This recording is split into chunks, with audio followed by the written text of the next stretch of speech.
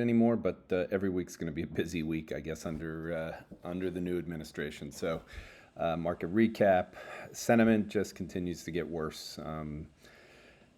Tariff rhetoric actually died down this week, and I think that's important, and I'll discuss why the Fed is back with the word transitory again. Great Scott Bessent interview, I think, which will allow me to continue emphasizing the most important part of this year is that there will not be a recession. So markets can trade lower, but if you have no recession, you should expect anything that goes down to be a buying opportunity before the end of the year, meaning we'll rally before the end of the year. Soft data versus hard data. China's getting more aggressive. Most of this is because of Trump. So he's gotten Europe to spend and China continues to do more. Probably the most important thing of the week was the GTC 2-hour keynote speech by Jensen Huang. It's not going to get as much attention as the BS of people worrying about tariffs, but the reality is reality. And then I'm going to start to spend a lot more time on Bitcoin and the structural components that are going to come out of this, which is where I want everyone to focus. Remember, you have a job to do. Your job is to invest, it's to make money, and worrying about things in the temporary that are orchestrated by a government trying to do something, you have to pay attention and still be in a position to do your homework. This is the most important time to do your homework, and I go through some of the changes that I think we're at an inflection point because I've mentioned we are at a regime change. I think it's critical, and I think the markets are discounting it. So first, SPY. We're still below the 200-day. You're going to read a lot about death crosses as you've got a bunch of 50-day moving averages getting close to 200-day. This is the 20-day, which is crossing over. But for Nvidia and stuff like that, you've got a lot of things going on. But the S&P is below the 200-day. But what you will notice is 4 of the 5 days last week and 5 of the last 6, we're starting to show some strength, even if it's just rallying at the end of the day or getting back above the opening price. We've done that now 5 of the last 6 days. I think that is the sentiment and the positioning that is starting to show up, but I bring it up because it's important. Intraday, we just did a lot of back and forth this week, all between 5,600 and 5,700. That's the 5 days. So the S&P really did nothing. It just went sideways. This is the long-term chart. I only bring it up again. This is the 1-year moving average, effectively the 250-day. It's an exponential moving average. We're hanging around it. If we were going to sell off again, I think the range should be thought of as a ultimate bottom of somewhere in the 4,750 to 5,000 area. You've got some minor support here. You probably have some more support over here. Regardless, this is the first level, and I think that's why people should be doing their homework right now. And the other reason is because on the weekly MACD, one thing that has shown the speed of this move has been unprecedented except for COVID. So this is taking the difference between the moving average convergence thing. So 12 versus 26, this is the differential. You're way down. And the only time we've seen anything this fast was here. So again, the market has built in a very sharp slowdown in the economy and earnings. And here's where we are year to date. The S&P through the end of last week is down 3.6%. So that's it. We're not even down 4%. More importantly, this is the Mag 7 here. The rest of the market, again, is up. And most importantly, without even seeing, oil's down near the lows of the last whatever years. Energy is the best performing sector. I'll get into that later on. I've talked about owning energy in your portfolio this year because of AI, and I'm going to re-emphasize that point as I start to make the transition and start producing research for 22V on this topic. In terms of the Mag 7, we're down here. This is the 50-week moving average. We're finally starting to see a little bit of normalization. But again, if you look at the S&P 500, this is the equal weight S&P. It's down 1.1% through Friday. Here's the Mag 7 down 14. And here is the S&P X, the Mag 7, which is basically unchanged. Depending on which measure you use, it's somewhere around unchanged for the year.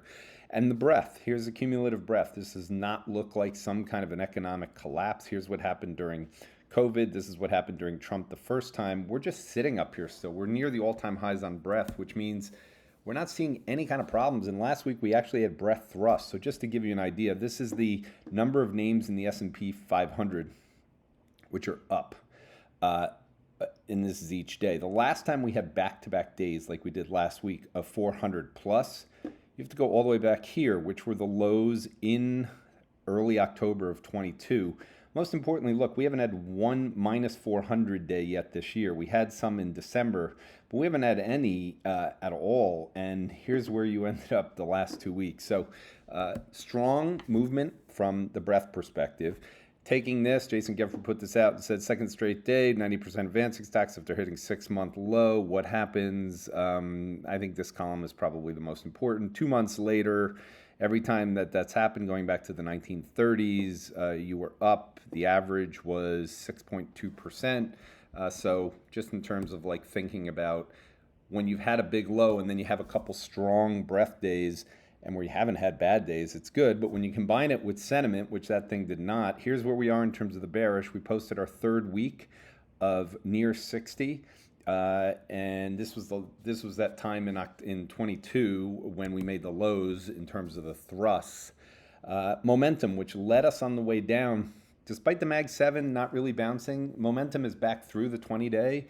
And again, you've had a lot of it. It actually led the S&P both on the way down, but also on the way back up. So it peaked before the S&P did, and as of right now, it bottomed before the S&P did as well. So momentum has led. You can see it before the S&P. This is the S&P. You can see it's outperforming. So momentum is doing much better than had been, and it's showing signs. And the good thing is the economically sensitive stuff. The one thing that's certain is that GDP is going to be lower. The government wants it to be lower. So you should have had a movement in this is the equal weight consumer discretionary versus consumer staples, which is the white line. I don't want to see this bounce back up at this point. I'd like to see this kind of hang around down here. This is an orchestrated slowdown. If we start seeing this go back up and people jumping back into the same themes around growth, that would make me suggest that we're going to go down. Instead, they're rotating into things less sensitive. So the S&P is still outperforming here, and the reason it's outperforming is because, again, people are rotating into things like energy. They're moving into AI trades that are different than the AI trades before, and I'll get into that in terms of the concentration. This is MSCI World X the US. Again, I want you to look at this period. We barely did anything. We finally broke out. In 22, when the S&P was going down, so was the rest of the world. In COVID, the rest of the world's going down. This matters. The rest of the world is doing fine, and that means this is a rotation. And here it is, the related trades. You can see this one, this one, this one, and now here we have MSCI World X the US sitting up here while the S&P came down. This is a rotation trade, guys. It's going to have to get much worse. And here is copper versus U.S. growth. So you've got global growth, which would be shown through copper. I've heard all kinds of excuses for why copper is going higher. They're all bullshit. Copper is going higher because of a supply-demand situation. Most of it's around AI, which I'll go through, and it's starting to become something bigger because China's spending money. Europe is building out defense. You don't have to look any further than know that Germany and China matter a lot towards the metal side based on what decision making they're doing. And you combine that with the AI data center growth, and you have a copper trade here. So again, we're doing things that make sense. The market is repricing things, and credit remains completely stable. We're not even close to where we were in July in terms of credit spreads. This is July of last year. Here's the one that matters. We're still sitting here. So until we see a change in credit, there's nothing going on. Sentiment has worsened. So the B of A Fund Manager Survey came out, showed the biggest drop in exposure to U.S. equities, also had a big drop in global economic growth.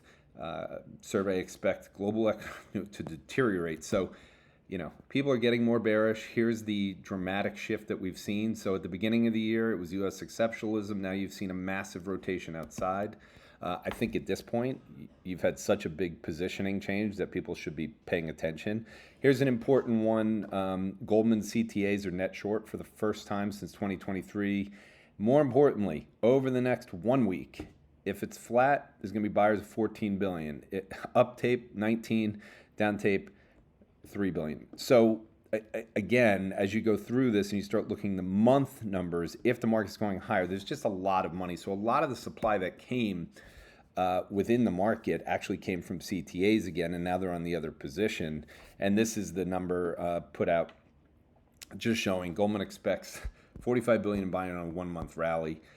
You can see just the returns that have gone on depending on where you've been. So this has a high High predictability looking back. II investor intelligence, I've given you this before, remains depressed. Second week in a row, it's been below 30%, and you can go back and look over time as to where these have been and what the lows were like in terms of the market. This is the AII bear, because I mentioned we were close to 60 again. 3-week average above 58, and then you can go look at those points there. All of these were great buying places. So when sentiment is this negative and there's been this much selling, it goes, we've had the big shift. Now all of a sudden everyone doesn't think. So if I were worried, I'd be worried that now the U.S. is going to actually outperform Europe at this point. So you'll have to see where the positioning is. We did see enough sentiment change also that people were not jumping into the bond market. So we started to see some deals canceled earlier in the week, which again, I'm using this more as a sentiment situation because we don't have anything happening on the spreads and they didn't want to bring this out. It just means that right now, investors are not buying things for the long term. They're trading, they're not getting involved.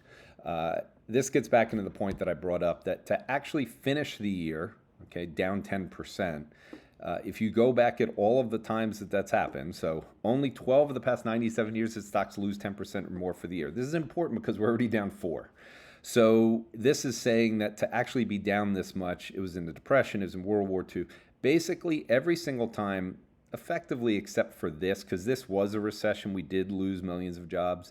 But in this particular case, we didn't lose jobs. We did have 2 months of negative GDP, and more importantly, we did have earnings decline, which is what made that period unique. So I think that's the problem, is if you're going to have earnings grow and you're not going to have a recession, highly unlikely you're going to finish down % for the year, which means you should have your playbook out and figuring out what you want to buy for 6, 9, 10 months from now, because we're not going into a recession, in my opinion. Now you also have investors say recessionary trade war is the biggest tail risk, the highest tail risk. And again, the key thing here is trade war. And I'll get into that as we kind of go through this. It's been a quiet week for the quote-unquote trade war. And I've said before, I said it on Pomp, I'll say it again. I think the administration's approach was very trade warish as opposed to negotiating tariffs. I think this tit for tat announcing things between Canada, between Europe, between Mexico, if you go through the whole thing, it was a very public, just, threatening everyone from both sides, Canada to US, US to Canada, Europe, everything. And so things seem to have simmered down, and I think that's important. And they reference the point that Jameson Greer was concerned about the environment and got involved, and maybe that's had an impact. I think also the fact that some of the Republicans, in this case, Rand Paul, talking about tariff wars, and again, it doesn't say trade wars, tariff wars hurt home builders. I think these are important nuances, which again, Pomp and I talked about this week. This didn't get a lot of press, but this came on a day when the market did rally.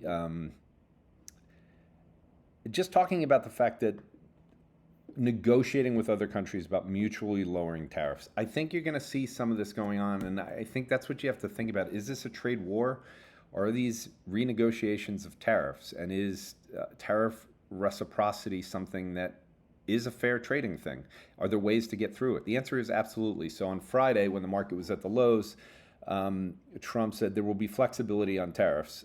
About 2 weeks ago, he said there will be very little flexibility on tariffs if you go back and look, or just go into Twitter and go see it. So the Fed got involved this week for the uncertainty and basically brought back the word transitory, which again is important because for people like worried about tariffs and inflation and what inflations are going to happen because of tariffs, it's just not true. It's a tax hike, and if you raise it, you're going to have less demand in it, and they'll gradually kind of stay where they are, or they'll come down. Yes, there'll be an immediate raising of prices that'll get passed through to consumers. It's more of a consumption tax, meaning the people, unfortunately, who are spending most of the money are the ones who feel the biggest pain. It doesn't really matter. At the end of the day, you're going to have a 1-year increase in inflation based on the tariff changes. There will be tariffs. The one thing I will say, there is absolutely no doubt that the tariff rate in the country will go up. Where it ends up and where it goes. Again, it's another thing I talked about on this week's video with Pomp in terms of just the numbers behind it. This is where the Fed changed in their dot plot down to 1.7% GDP from 2.5 to 2.8. Again, I've mentioned before the fears of stagflation. Just so people know, this is not stagflation. All right, this is growth at 1.7% and inflation at 2.8. True stagflation in the 1970s, you're having negative GDP, and even in 2022, I would say that was a scenario that they didn't call stagflation because we had nominal GDP. But the reality is, we're moving the inflation up slightly, we're moving growth down slightly, and that's one of the topics that we talked about in here. But I think the reason this week's video is important, we got into a lot of discussion, not just on the Fed side, but also on this concept of recession. And I think it's really important for you guys to get as many details as you can. You can watch that one. You can go listen to the Scott Bessent All In podcast. He openly talked about what Gavin Baker said here. The explicitly stated goal is to bring down the deficit without causing a recession. I can't say this loud enough to everyone who's reading mainstream media. The goal is not to create a recession. The administration cannot afford a recession. If you go back and look at what happens when we have recessions, we have to increase spending to get out of the recession. This is not going to happen.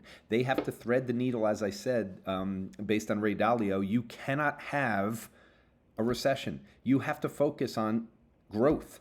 And so at the end of the video, this is like literally the last 1 minute, I thought this was a good anecdotal thing.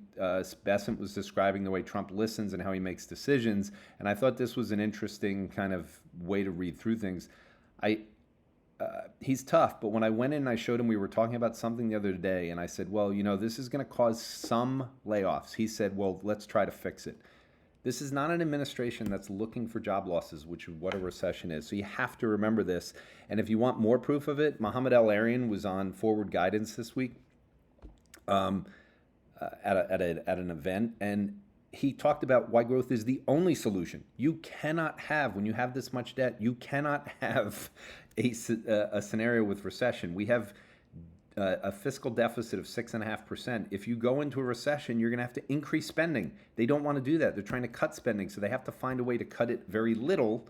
And Scott Bessent said over the next 4 years, we want to get the deficit down to 3% from 6.5, 7. So this is the reality of the situation. Reading the paper about he wants to cause a recession or this is in there, you're falling into the trap, and you're going to miss any kind of ability to buy things during the panic.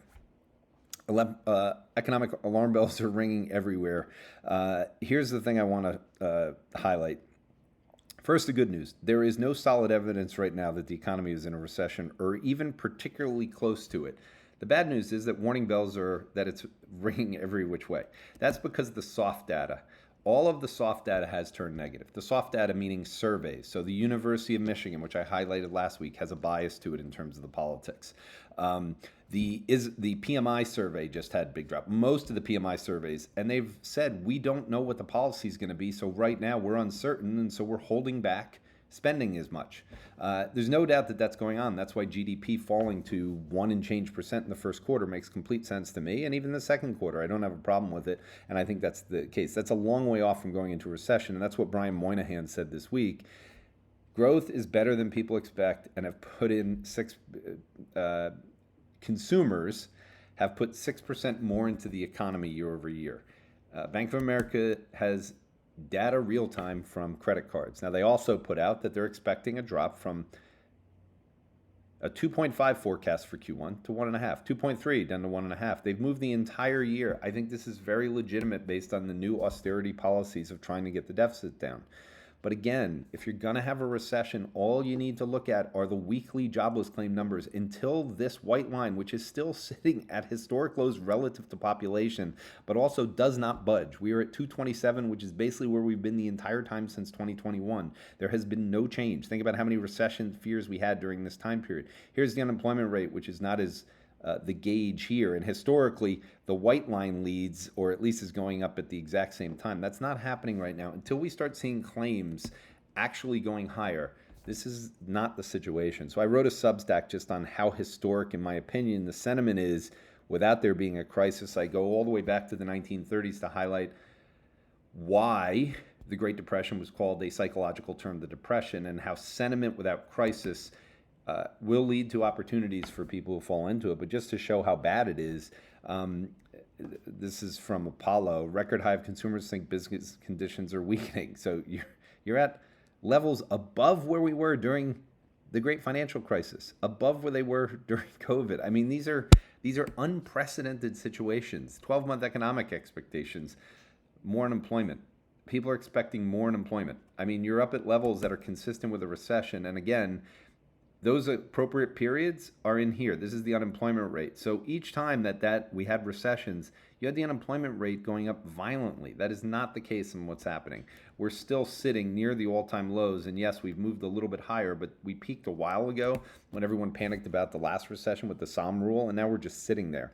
That being said, as I've said, I think AI is going to continue to put pressure on the jobs market. We have had a weakening jobs market overall, or at least a softening jobs market. That's going to continue because of AI, and also the demographic side will keep it from getting too bad. But Goldman Sachs put this out, and I think people should pay attention. This is where we are right now, and their forecast is that for government, healthcare, and education, you're going to see a slowdown significantly here, and I happen to agree with that. I think we're going to keep moving in that direction. Sorry for the beeping in the background. We are going to have this move down over there. It's going to take some time. So just, accept the fact that the job market is, we're going to head down towards, I would say, and I've said this repeatedly on this video, 50 to 100,000 best case scenarios. So let's take 35 to 85,000 jobs, I think, is about where we're going to be because of AI and because of what the government is doing, at least for the near term. I wanted to just highlight this because I've talked about a bunch of these separately, but I wanted to put them on. The red line here is the unemployment rate. The yellow line here is the temp jobs that are created. So we haven't been creating temp jobs. These are actually payroll jobs. The white line here is the hours worked continuing to go down. This is the New York Fed survey on the perception people have about the ability to get a job within 3 months after they lose their job. And the green line is the JOLTS hiring thing. All of them have turned down. This is the long-term chart. Normally, when these are breaking down, so the unemployment rate is going up. That's not happening this time. And that's because, as I've mentioned, AI is having an impact on the way people think about things, but also they're worried about their jobs because their companies aren't doing well. And that's another AI thing. It's another high rate thing. It's why the government is trying to get rates down. One place that has decided they have to go all in, Michael Pettis has been in China for a long, long time. He was involved in emerging markets down in the 90s. He's one of the smarter people on China. He's lived there for a long time. China's newly announced Consumption Action Plan is the most comprehensive package of policies for boosting consumer spending that the country has released in over 4 decades. People have been fading China, fading China, fading China. They've made a mistake. They've been wrong, wrong, wrong. They will continue to be wrong, wrong, wrong. China continues to be focused on having an economy which is going to grow 5%, but they have to get consumer spending to go. And this is a new chance. And again, real estate stability for the first time. So they are focused on parts of the economy that matter a lot to the global economy in terms of real estate, commodities, things like that. That's why I brought up the copper thing. If you go through and just read Chinese banks slashing rates on consumer loans to record lows, policymakers ramp up stimulus to stabilize growth and counter U.S. Donald Trump's tariffs. This is why this stuff is going on, and this is why it's important.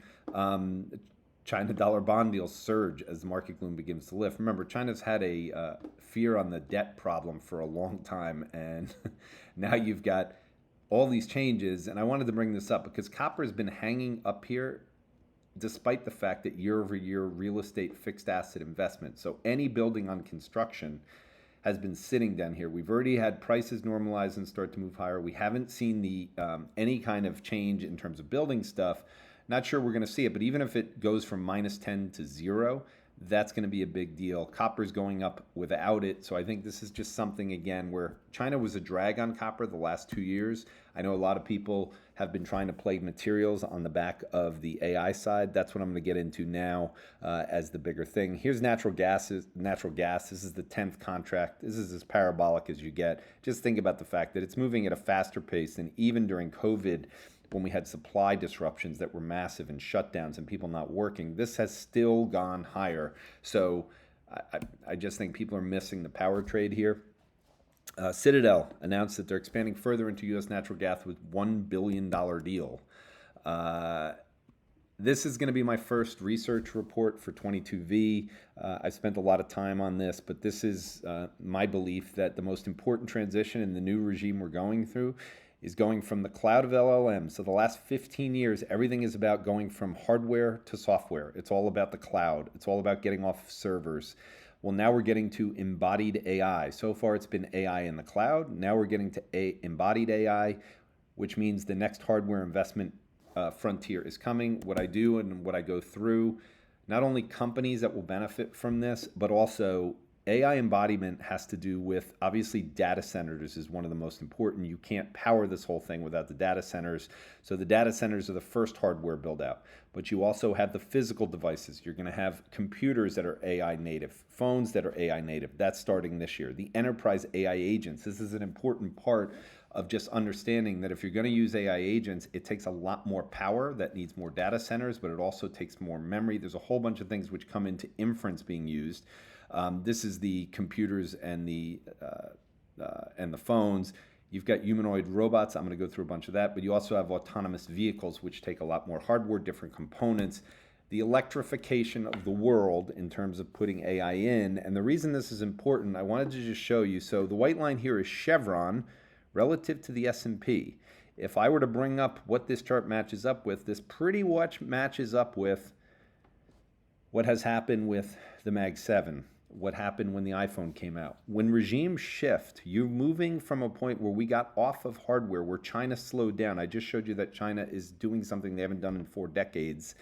This is natural gas underneath. So this is Chevron relative to the S&P. You can see there's going Chevron here relative to the S&P, very important. So what does Chevron fit in? It's an oil company. No, it's not. It's an AI company.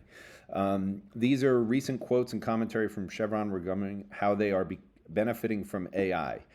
This is power to scale. We haven't seen AI companies going faster. So this is on the build out of the data centers. This is on how they're using it and what's going on. So they're also using it to make better decisions, to go through the way you would use it, and benefiting from the data center build out. I'm just bringing this up because this is the adoption phase. This is where the benefits are going to come. Chevron to develop and power data centers in the US, so they're fixated on that. You just can't get away from it. And as I mentioned, Jensen Huang spoke this week, 2-hour keynote speech. Every single data center in the future will be power limited. We are now a power limited industry. Power is what's needed. It's always been the relationship between innovation. At some point, innovation goes too fast and we run out of power. That's where we are right now. And anyone who's fading the power build out, the data center build out, if you haven't accepted that you were wrong after DeepSeek, you will be accepting it as this. This doesn't mean that Nvidia should be trading at 100 PE or 50 PE, but now you've taken it down to a level where as long as their earnings and their revenues are growing where they had been, I would expect trading off of the earnings now. We've reset the multiple, and now we'll trade off this. That gets important because I think we've already done enough of the damage on the, at least when it comes to Nvidia, probably Tesla as well as I get through the robotic side. But this is what Jensen Huang said, and you have to listen to it and go through it. This is not like some random person saying this. AI computing needs to surge 100-fold. This is all post DeepSeek. This is what I've said. I know I use more than 100 times as much power than I did before in terms of going through inference and research papers. I use much more powerful AI, and there's no way they're making money off me because I do it multiple times a day. I'm using it for coding. Everyone that's doing this and everyone that's going through it is just using more power. And all the code in the world that was written over the course of the last 15 years will now be done by computers. It will now be done with power. It won't be with a human being sitting behind it going through it. So we went from a world where the most important commodity was coding. We didn't use copper. We didn't use any of this stuff because we were putting it in the cloud. Well, now we're getting back to needing it to be in something, a physical thing, whether it's a car, whether it's a computer, whether everything is going to take more memory. So you're just going to have to spend the time on this. This is why I'm saying, it's why I decided not to go back to a hedge fund, because I don't think people can adjust to this quickly, and I don't think they can be on top of it. This is a major trend. Data centers charging toward 1 trillion AI boom. I bring this up because he said $1 trillion spend by 2028. And I'm not saying $1 trillion cumulative. He's saying $1 trillion will be spent in 2028. We're talking about CapEx numbers for this year of $300 billion from the Mag 7, all global about $500 billion. He's saying that number is going to go up to $1 trillion.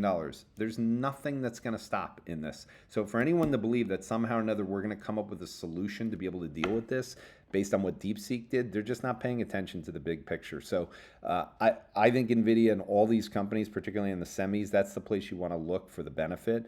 Matt Siegel was put this thing out from the Data Center World Expo not cooling down. So there was a conference, UBS put this out. I'm not going to go read all this stuff to you, but basically everything is showing that nothing has slowed down. So if you don't believe Jensen, just believe the data center. The reason we're going to see this kind of growth, or one of the reasons, and this is what I spent a lot of time in the embodiment of AI, is the robots, the next multi-trillion-dollar industry. We are at the very beginning, not even close to the first inning of the robotic side, but you are creating robots now. I've highlighted these. Jensen made sure he said it's coming much faster than you believe. Humanoid robot revolution is closer than you think. If you haven't watched all the videos, if you haven't spent time on it, you really should go do it, because it's coming and it's coming fast. I highlight all these. If I were you guys, I'd be adding all these to a Twitter list of humanoids so you can see the stuff. There's 15, 20 of them each day from these places that I'm going through in terms of looking. I'm just continuing to go through what Jensen highlighted. He showed a robot. Elon Musk did an interview with, I forget who he did it with this week. Yeah, doesn't really matter. But he did an interview this week where he went through, there will be a massive number of robots in 10 years. You'll be able to snap on parts of an Optimus, change its look, 20% chance, blah, blah, blah, blah. Whoever controls the AI chips wins the AI race. He also had a meeting or an event at the firm for the employees, and basically said it'll be the biggest product of all time. Nothing will even be close. It'll be even 10 times bigger than the biggest product ever made.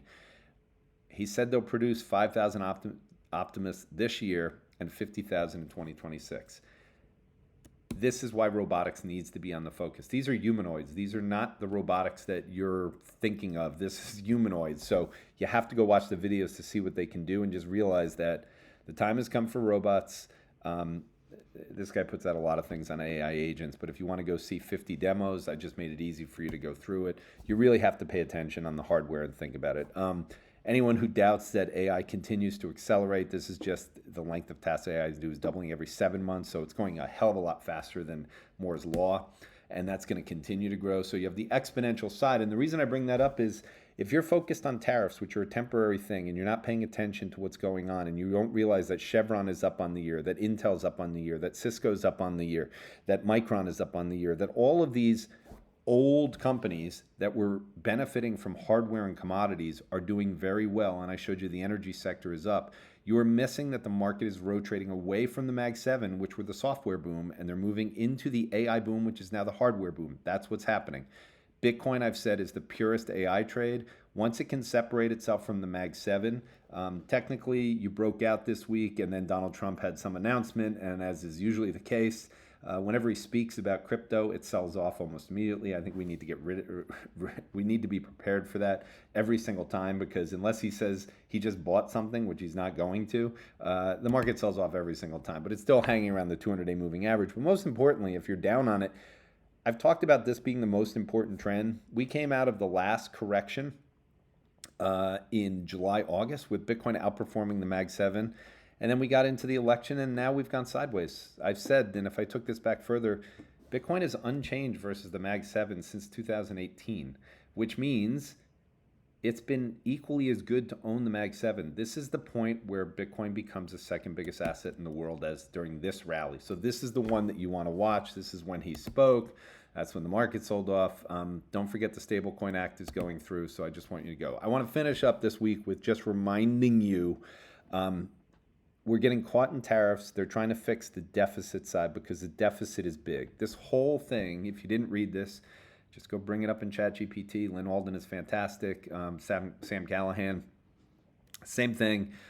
Follow both of them on Twitter, X, and just go read Fiscal Dominance, because as you go through this, and this is one of the things that they bring up in there, the debt's not going anywhere. So we're focused on the deficit, because if the deficit doesn't get back in check, that means that the debts are growing even faster. We got to assume that we're still going to have, but we still have a demographic problem. We still have an entitlement problem. We still have Germany now spending money. We have China spending money. You're going to end up in a situation where you forget what Bitcoin is about. Bitcoin is about debts just continuing to increase, and then every time you go into a recession, you get a faster one. And the reason that's important, I hear everyone talking about gold, and they're coming up with all these major reasons. The reality is, here is gold relative to 5-year JGB yields. We are at a position where I don't care what goes on right now. It is really hard with rates sitting up here and Donald Trump changing the world order. that gold and Bitcoin both fall into the situation of you need to own things outside of the fiat system. That's the main point. Yes, Bitcoin may not be going up right now with it, but the same thing happened with gold back when gold was rallying in this period in here and Bitcoin was not. And then Bitcoin eventually caught up because it has a higher beta and it moved faster. So just keep that in mind. If you want to go read something on the public debt, this came out in October. The IMF was basically saying the public debt. It's not saying the fiscal deficit. It's talking about trying to stop the public debt, which just can't happen. And I'll show you the reason why. So you can go through this. You can look at how wrong the budget deficits have been, the forecast. This is the CBO in terms of, the debt to GDP forecasts. So just look at here where it was. Now, some of the forecasts weren't too bad, but then once you got to here, this is the actual debt to GDP starts to rally. And guess what happened here? Well, this is a great financial crisis. This is also when Bitcoin white paper was written. Since that point, not once can we keep this stuff in check. So now we have this huge forecast going in. So normally they're wrong, which would make you think it's going to come up here. Regardless of what you actually believe, remember, Bitcoin is about getting outside. They debase. And even though the government right now is trying to do it, they're targeting fiscal deficit to get back down. And then who's going to be in charge after that? And what are they going to view on spending? This just continues to go. Germany's now in a point where they're spending... want to take out unprecedented loans for the military and for infrastructure. So this doesn't stop, and I just want to kind of finish with these last two charts. I've said this before, so the white line here, the yellow line here is debt in the U.S. This is the growth since 1994. So this is how much we've seen the debt grow. The purple line here is household net worth, up dramatically. This is GDP, and this is corporate profit margins. This is a statistic which was created in the 1930s, which does not take into account these two things here, meaning it does not take into account true productivity, true efficiency. It doesn't know that an iPhone that costs $500 now, that cost $500 8 years ago, but has tons more functionality, tons more ability to do things, tons more apps. It doesn't include it in GDP. It's not included. They do not know how to deal with software, and that's just the reality of the situation. That's why I'll end it on go read Alan Greenspan's conversations in 1990 or his papers in 1998. He did multiple speeches on how GDP is not a relevant statistic in a world of software. They've changed things in there. GDP unfortunately cannot measure what's going on, but here's the reality. We set interest rates off that. We react as investors off that. You should not be reacting off that. You should be focused on the acceleration and innovation, and what it's doing is it's bringing more profit margins, more productivity, and so by the end of this year, the S&P will be at new all-time highs, and the reason it will be at new all-time highs is not because of the tariffs, it's not because of stimulus, it's because of productivity, and that's where we're at. That's it for me this week, and I will see you guys next week.